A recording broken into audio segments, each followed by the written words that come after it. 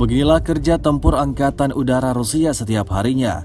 Rekamannya ramai beredar di media sosial Telegram pada Kamis 29 September 2022. Tampak dalam rekaman helikopter serang Rusia beroperasi pada posisi Ukraina. Rentetan rudal yang dijatuhkan mengakibatkan hancurnya peralatan gudang amunisi dan juga prajurit Angkatan Bersenjata Ukraina. Rusia melaporkan secara total 305 pesawat Ukraina dan 155 helikopter, sebanyak 2.099 kendaraan udara tak berawak, 377 sistem rudal anti pesawat dieliminir sejak awal operasi khusus. Sementara itu dari kubu Kiev, Kementerian Pertahanan Ukraina melaporkan 400 tentara Rusia dieliminir dalam sehari terakhir.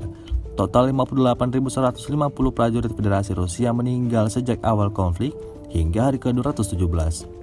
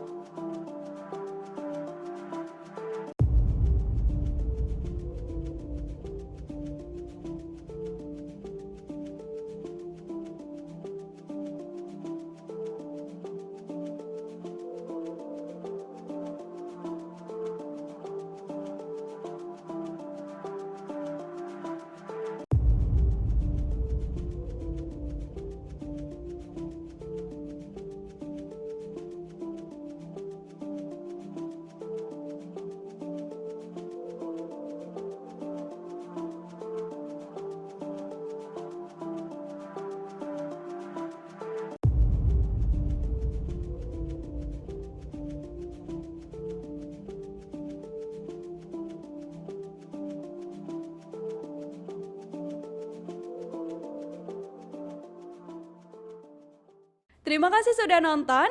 Jangan lupa like, subscribe, dan share ya.